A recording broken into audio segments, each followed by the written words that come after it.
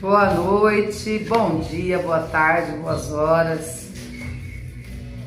Conforme prometido para os filhos da casa, né, os que aqui estão e aqueles que vão chegar, eu tô aqui com a apostila de estudo, módulo fundamental. É claro que eu não pretendo parar aqui, né? Ainda vou fazer a apostila módulo 1, 2, 3 e assim vai, conforme a necessidade de aprendizado. Porém, para os filhos que aqui estão, ou aqueles que irão adentrar a casa, Caboclo Cobra Coral, eu preciso deixar gravado esse vídeo, registrado, para que vocês possam entender melhor o que significa a Umbanda nas nossas vidas. Eu quero que você, médium, que entrar para dentro desse terreiro, saia daqui com conhecimento, ou que permaneça aqui, mas com conhecimento. A Umbanda, ela é diversa, existem várias vertentes, vários tipos de terreiro, não só na Umbanda, como no Candomblé, ou qualquer outra religião. Cada uma fala uma língua, então a gente precisa entender, compreender o que acontece dentro da nossa religião, o porquê é assim hoje, o porquê de cada terreiro ter a sua particularidade. Esse terreiro não é igual ao outro, que não é igual ao outro, que não é igual ao outro. Então eu trago para vocês aqui um estudo para a maior compreensão de vocês. Não que eu vá falar para vocês que aqui é a única verdade, aqui impera toda a verdade. Não, mas aqui traz um esclarecimento daquilo tudo que vocês estão vivendo dentro da Umbanda. Como iniciou a Umbanda, mas para que vocês compreendam como iniciou a Umbanda, eu preciso que todos vocês entendam as raízes, da onde vem, de onde vem. Para iniciar, eu já digo de antemão, a Umbanda é uma religião brasileira, feita aqui, no nosso solo sagrado, no nosso chão. Porém, ela tem algumas raízes, não só africana, mas como também espiritualista, kardecista, indígena, pagelança, católica. Então a gente precisa entender esses pilares da nossa querida Umbanda. E para que vocês entendam isso, como tudo começou, nós vamos começar estudando as etnias, né, africanas, os povos e etnias africanas. Então eu tenho aqui para vocês, na África, da África para cá, na época da escravidão, vieram muitos escravizados, vieram muitas etnias, e cada etnia, cada povo acreditava nos deuses, né, que assim viam, como viam. Então tem etnias que falam uma língua, um dialeto, que acredita num tipo de divindade, outra etnia com outro dialeto, que acredita em outras divindades, e são muitas etnias. Porém, eu vou passar para vocês aqui nesse estudo básico, com muito carinho, porque eu não sou a dona da verdade, porém eu trago a vocês a luz do esclarecimento daquilo que já me foi clareado aqui, né, com auxílio do dono da casa, Senhor Cobra Coral. Então, nesse momento, eu vou começar os estudos falando sobre os povos africanos e as etnias. E nesse momento, nós vamos ler então aqui, eu vou ler com vocês. Quem tiver aqui já no terreiro, vai ter acesso a esse estudo, a essa apostila que eu vou começar agora, tá? E as outras que virão. Então, nós vamos iniciar com os bantus. O que são os bantus? Quem são os bantus? Né?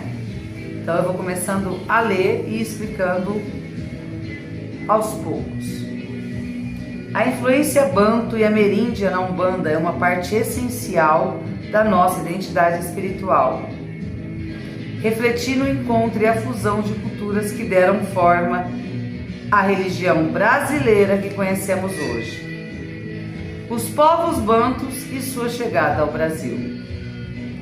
Os povos bantu são originários da África Central, abrangendo uma vasta região que inclui países como Angola, Congo, República do Congo, República Democrática do Congo, Moçambique, Zâmbia e Zimbábue. O termo bantu não se refere a um único povo, mas a um grande conjunto de etnias que compartilham raízes linguísticas comuns, conhecida como línguas bantas. Ou seja, quando a gente fala bantus, isso significa a língua, o dialeto que eles falam. Só que essa língua, esse dialeto, não é para um único povo, é para uma vasta região da África, onde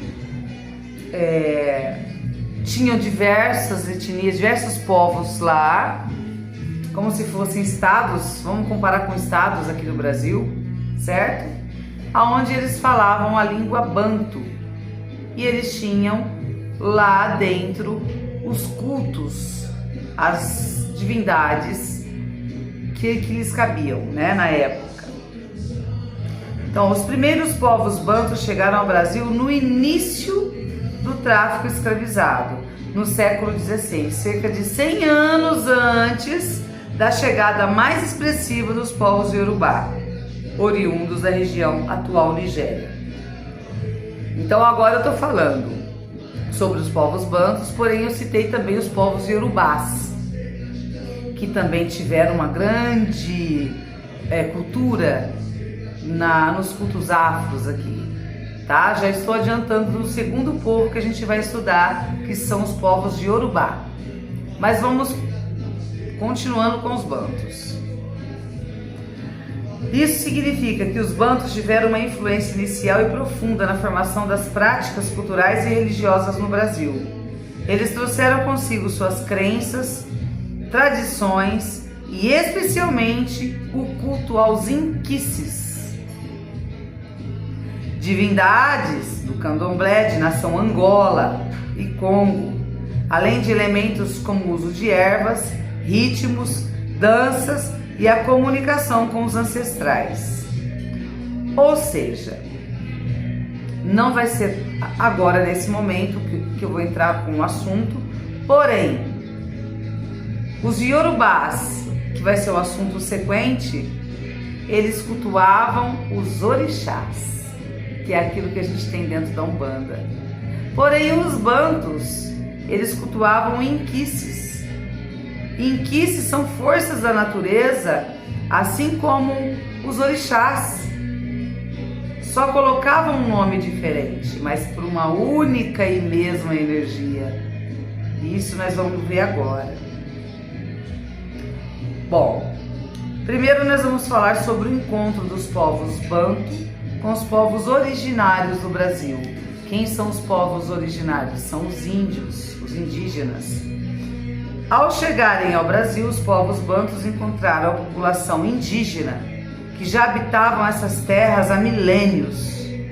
Esse encontro deu origem a uma rica troca cultural, especialmente nas regiões Nordeste e Norte do Brasil, onde elemento das práticas espirituais e culturais desses povos convergiam. Tanto os bantus quanto os povos originários compartilhavam a ideia de uma forte conexão com os ancestrais e com o mundo espiritual, além do uso ritualístico de elementos da natureza como ervas, fumos e maracás. Ou seja, quando os bantus chegaram aqui, eles já tinham o culto à ancestralidade deles, né? Negros, magos negros, aqueles negros que tinham um poder espiritual incrível, já era evocado por eles através de rituais de ancestralidade. Então os povos bantus, quando chegaram aqui, eles já tinham isso, eles já usavam de ervas para se purificar, para benzer, para limpar. E quando eles chegaram, eles encontraram os indígenas que também faziam o culto aos ancestrais, os pajés já desencarnados, né? Então existia o culto dos indígenas à ancestralidade, existia também os indígenas o uso às ervas, ao maracá ou maraca, aquele que a gente chacoalha. Então eles encontraram uma similaridade, começaram a se familiarizar e se juntar. Por quê? Porque naquela época os índios eram escravizados igual a eles, né? Os negros que vieram, no caso os bantus que vieram primeiro. Então eles se uniram nessa fé bonita de culto ancestral e de uso da ritualística de ervas e outras coisas mais. Embora a tradição iorubá, que nós vamos ver já sobre isso, embora a tradição iorubá com os orixás sejam mais evidentes na Umbanda, tá? Porque vocês sabem que são, é importante lembrar que isso se deve à chegada tardia dos iorubás no Brasil, por volta do século XVIII, em comparação aos bantus, que chegaram já no século XVI. Ou seja, os bantus chegaram no século XVI, ficaram por muito tempo aqui, trazendo toda a sua ancestralidade, seus cultos, sua etnia, a cultura que eles têm. Depois, um século depois, veio os iorubás. Os inquices, que são as divindades cultuadas pelos bantus, se entrelaçaram à sabedoria dos povos originários brasileiros, dos índios, ajudando a formar a rica herança espiritual que hoje celebramos os terreiros. Esses elementos estão presentes nas giras de caboclos, preto velhos e baianos, refletindo a diversidade e a profundidade das tradições que fazem parte da Umbanda. Os inquices, também chamado de inquices ou minquice, tá? São as forças e divindades cultuadas no candomblé de Angola, tradição de matriz africana originária dos povos bantus. Ok? Deu para entender até aí? Então agora a gente vai passar para a parte dos iorubás. Os iorubás, ou nagôs, né? Porque se chamam, ou pode chamar de iorubá ou de nagô, são um dos maiores grupos étnico-linguísticos da África Ocidental, com uma população superior a 40 milhões de pessoas. Concentram-se principalmente na Nigéria, Benin e Togo, e possuem uma influência profunda na cultura, religião como candomblé e língua do Brasil. Ou seja, a mesma coisa, os iorubás, na verdade, não é um povo. O iorubá é uma língua falada em iorubá, porém dentro dessa língua, desse tronco linguístico todo, existem várias etnias. Presença no Brasil. Durante o tráfico de escravizados, muitos iorubás foram trazidos para o Brasil, especialmente para a Bahia, para resistir e manter sua fé. Suas tradições deram origem a religiões de matriz africana, como o candomblé e a umbanda. Ou seja, os bantus, quando chegaram aqui no Brasil e se viram perdidos e proibidos de cultuar os inquices, aconteceu a mesma coisa com os iorubás. Quando chegaram ao Brasil, se viram proibidos de cultuar os orixás. Por quê? Porque aqui existia muito firme, muito forte o catolicismo, que imperava e impera, tenta imperar até hoje. Porém, muita coisa já está mudando, né? Os iorubás, esse povo é frequentemente chamado de nagô. Sua cosmovisão deu origem e base ao candomblé, especialmente a nação Queto, e influenciou fortemente a Umbanda. Ou seja, para quem não sabe, o candomblé também é uma religião brasileira, tá? Afro-brasileira. Porque quando eles chegaram aqui, eles se uniram no culto aos orixás, juntaram com os inquices, juntaram com a pagelância e aí começou a fundar-se os candomblés.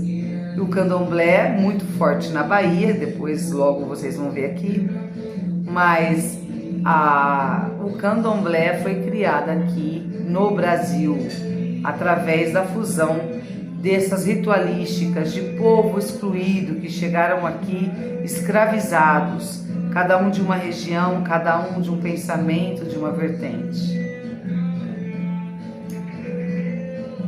Os Yorubás cultuam um Deus supremo, Olodumaré ou Olorum. Quem é filho aqui do terreiro sabe que a gente faz a saudação ao nosso pai Olorum, quando faz a abertura do trabalho. Nosso pai Olorum quer dizer Deus, tá? Olodumaré em outros terreiros, Olorum aqui nesse nosso, ou em outros também, significa presença divina, Deus. Ó, vamos lá. Cultuam Deus Supremo, Olodumaré, Olorum e as divindades ancestrais divinizadas chamadas de orixás.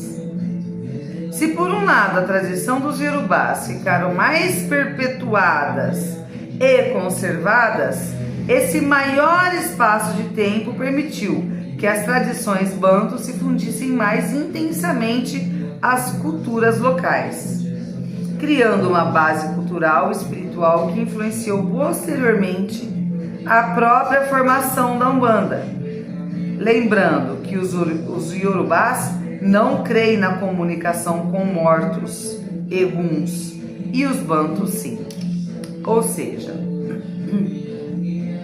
nós temos dentro desse povo Yorubá que chegou uma crença nos orixás.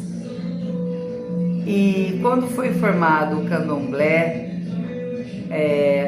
Yorubá aqui no Brasil, eles acreditavam unicamente nos orixás. Não existia entidades como caboclo, baiano, preto velho, boiadeiro. Para ele, todos os outros espíritos eram eguns. O que é um egum? O termo ficou pejorativo, né? Na Umbanda. Todo mundo entende egum como um ser das trevas, malicioso. Porém, egum quer dizer qualquer pessoa desencarnada é um egum. Então a gente sabe que espíritos de caboclos, que hoje nós incorporamos na Umbanda, eram espíritos de pessoas que viveram em terra. Porém, a gente não classifica como egum, né, na Umbanda. Para eles é egum, por quê? É espírito de gente que morreu, independente se está em superior elevação ou inferior. Egum é egum, e eles não cultuam egum. Tá? Isso no candomblé Yorubá, aquele candomblé de raiz afro-brasileira, eles não cultuam. Bom, os inquices e os orixás são divindades das religiões de matriz africana no Brasil, mas pertencem às tradições e culturas diferentes vindas da África. Correspondências de energia, para vocês entenderem. Embora os rituais, cantos e rezas sejam completamente diferentes, as duas tradições cultuam forças da natureza semelhantes, tanto os bantus quanto os iorubás. Vejam algumas equivalências. Guerra e caminhos, nós temos Inkosse, da região de Angola, que é uma força da natureza dos bantus, é um inquice dos bantus. E para o povo iorubá equivale a Ogum. Águas doces, Kisimbi ou Samba, para os bantus, equivalente a Oxum para os iorubás.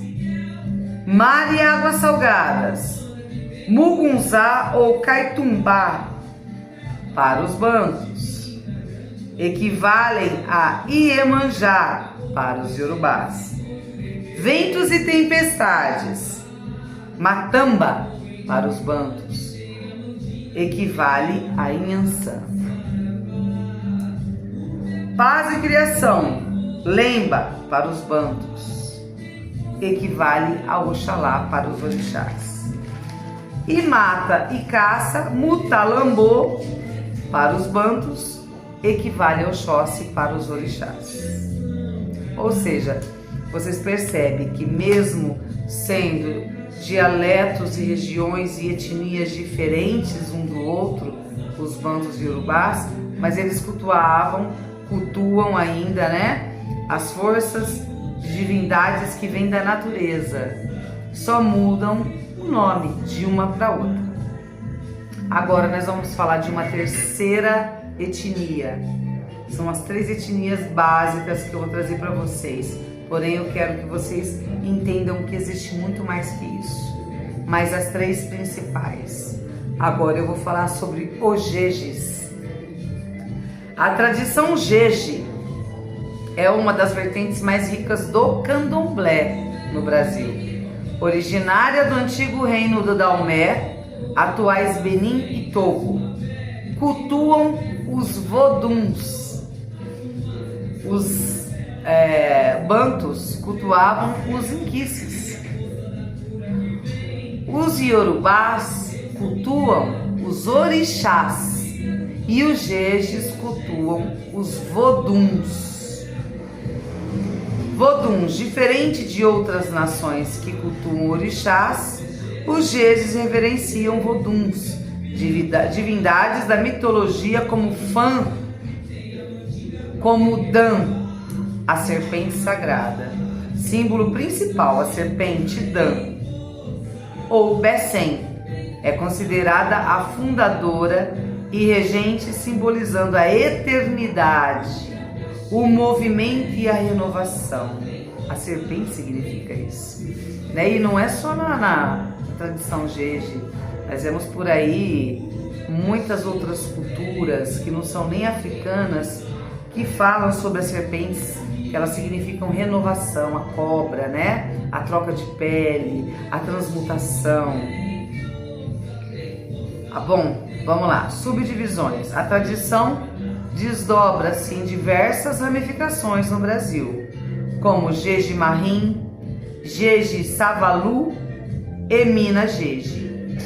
Templos históricos. Um dos terreiros mais antigos e preservados do país é a Casa das Minas do Maranhão. Quem nunca ouviu falar aí de uma religião chamada Tambor de Mina? É lá no Maranhão. Então, vem da tradição Jeje. Agora vamos falar sobre Jeje e os iorubás. Apesar de serem tradições distintas, a aproximação forçada durante o período da escravidão no Brasil gerou uma fusão religiosa, formando as chamadas casas Jeje Nagô, ou seja, Jeje, tradição Jeje, Nagô e tradição Iorubá, ou seja, Jeje se uniu com Iorubá e fez a tradição das casas Jeje Nagô. Por causa dessa convivência, é muito comum ver divindades Jejes, ou os voduns, né, sendo cultuados dentro de terreiros iorubás e vice-versa. Ou seja, eles se uniram. Resumindo, quando os africanos vieram para o Brasil, trouxeram suas crenças e culturas diferentes. Durante o período colonial e o império, a prática das religiões de matriz africana era severamente reprimida e considerada crime. Foi aquilo que eu falei da Igreja Católica, de reprimir todo e qualquer tipo de culto afro que chegasse ao Brasil. Para manter sua fé viva e driblar a proibição, os escravizados associaram seus deuses aos santos católicos. Esse fenômeno é conhecido como sincretismo religioso, tá? Então, o que acontece com o sincretismo religioso? Eles eram proibidos de cultuar os orixás, os inquices, os voduns. Então eles colocavam imagem de santo católico, dançava e oferendava mediante a imagem do santo católico, como se estivesse cultuando o santo católico, porém na verdade eles estavam cultuando os seus orixás, voduns e inquices, né? Eu dou aqui como exemplo, eles pegaram os Yorubás, que é os que trouxeram para nós na Umbanda os orixás, certo? Então, os Yorubás trouxeram os orixás. Eu vou pegar o orixá Ogum, afro, foi assim que eles pensaram.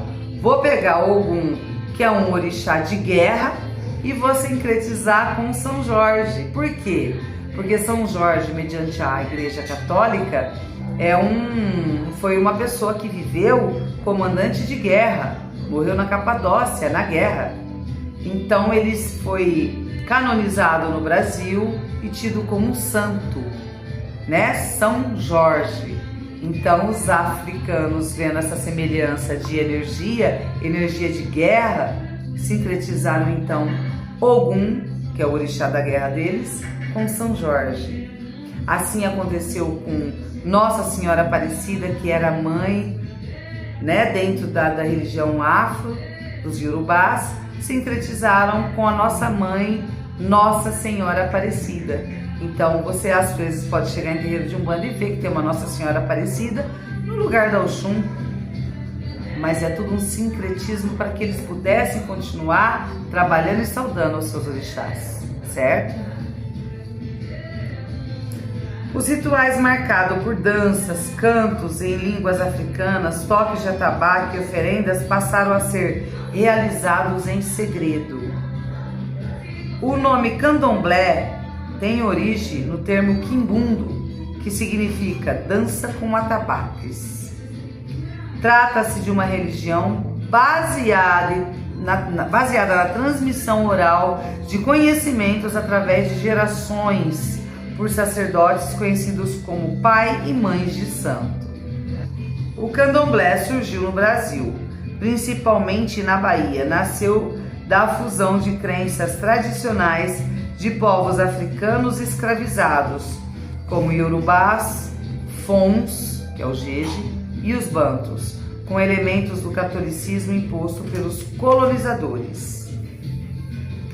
A formação dessa religião traz raízes profundas na necessidade de resistência cultural e espiritual e se divide historicamente em 3 ramificações, nações principais.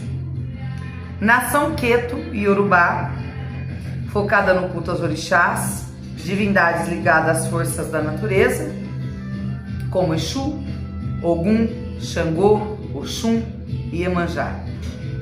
Nação Jeje, Fon Mahi, cultua os Oduns, entidades associadas aos elementos da natureza, sendo originária da região do antigo Daomé, atual Benin.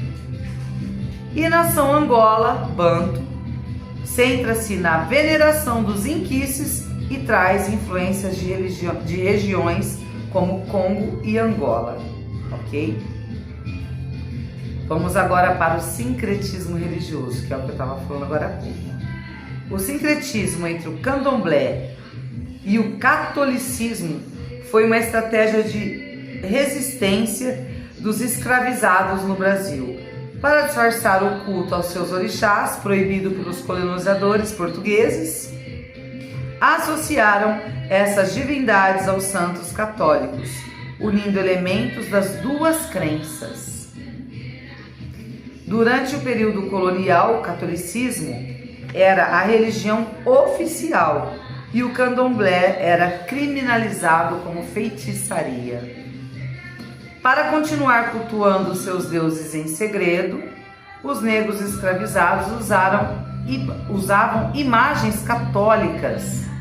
Ao acender velas ou rezar para um santo, o objetivo interno era saudar um orixá, assim como falei. As correspondências podem variar dependendo da região do Brasil ou da nação do candomblé, como Queto, Angola ou Jeje. Mas as associações mais conhecidas incluem Oxalá, sincretizado como Jesus Cristo, representado na festa do Bonfim, na Bahia. Ogum, sincretizado com São Jorge. Inhansã, sincretizada com Santa Bárbara, ligado aos raios ventanias. Iemanjá, sincretizada com Nossa Senhora da Conceição. Oxum, sincretizada com Nossa Senhora Aparecida ou Nossa Senhora da Conceição. Omulu, sincretizado como São Lázaro ou São Roque, santos ligados à cura de doença de pele. Embora tenham nascido como uma forma de disfarce, o sincretismo tornou-se parte da herança e identidade cultural de muitos praticantes afro-brasileiros. Muitos terreiros e lideranças religiosas têm incentivado a desvinculação. O objetivo é fortalecer as raízes puramente africanas, afirmando a autonomia e o respeito à doutrina do candomblé, sem a necessidade de legitimização por meio dos santos católicos. Tá aí uma coisa que eu já não vejo assim, né? Eles dizem que a gente quer embranquecer a Umbanda quando a gente coloca a imagem de Jesus Cristo e sincretiza com Oxalá, porque são forças diferentes, né, de culturas diferentes. Porém, eu não vejo mal nenhum, ao mesmo tempo que eu cultuo um orixá, uma força de orixá, que é uma força divina, é Deus agindo na natureza, né, aqui pra gente, no nosso planeta. Eu também aceito a energia de nosso Senhor Jesus Cristo como nosso governador planetário. Assim como eu aceito as energias da Orixá Oxum, que é a orixá que irradia o amor, né, que é Deus na sua essência divina, irradiando o amor, eu também acredito na Nossa Senhora Aparecida. Tem uma colônia espiritual de Nossa Senhora Aparecida que atendem aos pedidos dos fiéis. Então todo sincretismo é lindo e há de ser respeitado. Ninguém quer nem embranquecer, nem enegrecer a Umbanda, porque a Umbanda ela abraça a todos, né? Diferente do candomblé, né? Com todo respeito aos nossos irmãos candomblecistas, mas a Umbanda vê de uma forma diferente. Então o sincretismo da época da escravidão é mantido até hoje, mas por uma forma de respeito, por uma forma, vamos dizer, de abraçar todas as energias que chegam. Então a gente tem que deixar esse preconceito. Eu não tenho só aqui no meu congá imagens afro, né, de santos negros, de orixás negros, mas eu tenho também de santos da Igreja Católica. Eu tenho aqui no meu congá, ali uma do lado da outra, não vai dar para vocês ver talvez, mas eu tenho Inhansã negra, a guerreira dos cultos afros, e ao lado dela eu tenho Santa Bárbara, que também tem uma colônia linda no plano astral. Então, por que não? Por que não trazer as duas energias, né? Agora, para finalizar, eu vou falar sobre os povos indígenas e os escravos. A união e o intercâmbio de conhecimento entre povos indígenas e os escravizados africanos, e posteriormente com o catolicismo popular, originaram diversas religiões e cultos genuinamente brasileiros. Ou seja, não foi só o candomblé que foi firmado aqui no Brasil, o Umbanda. Com a vinda dos africanos para cá, teve outras religiões fundadas. Por exemplo, a Jurema Sagrada, do Catimbó. Quem nunca ouviu falar, a Jurema Sagrada não é uma religião, ela é uma árvore sagrada de onde se extrai a raiz dela, a casca da árvore, para que seja feita uma bebida expansora de consciência, assim como a ayahuasca é, a Jurema Sagrada também. E aí fundaram uma religião chamada Catimbó, para que se fizesse o uso da Jurema, que é a bebida sagrada, e nessa religião Catimbó, durante o uso da bebida Jurema, a expansão de consciência é feita e vários mestres juremeiros do espiritual vêm baixar durante os cultos os catimbós, né? São mestres juremeiros, são caboclos, caboclas, são pajés, são guardiões e etc. Eu nem vou me adentrar porque é uma religião que eu não conheço muito bem, mas é muito lindo de ler, é bom que vocês saibam que isso existe, né? Nós temos aqui também a Umbanda, a nossa Umbanda, religião espiritualista brasileira que une tradições africanas, espíritos kardecistas e elementos indígenas. Os espíritos de indígenas, conhecidos como caboclos, são entidades de grande sabedoria e força na Umbanda.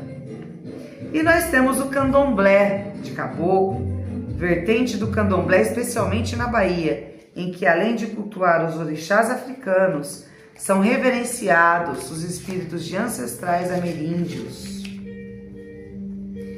E temos também, que nem eu falei para vocês anteriormente, o tambor de Mina, prática religiosa muito forte no Maranhão e Pará, que combina o culto às divindades africanas voduns com o culto às entidades encantadas indígenas e caboclas, além de santos católicos.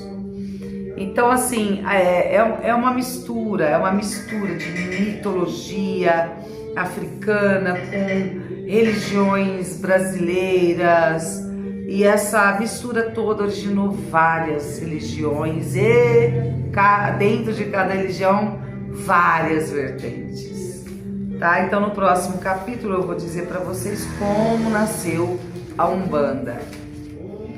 Eu vou colocar na descrição desse vídeo um link para que vocês possam assistir a um vídeo do Alexandre Comino. O Alexandre Comino é um religioso, pai de santo, que está aí na internet, acho que a maioria já conhece. Faz aí, ele dá os cursos dele de teologia da Umbanda.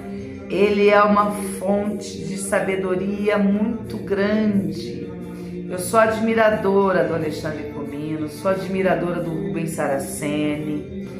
Amo e respeito a Umbanda Sagrada, chama Umbanda Sagrada, é uma vertente que o Rubens Saraceni, já desencarnado, né? Era um pai de santo, um mestre desencarnado já, através da espiritualidade que ele tinha, trouxe vários livros psicografados.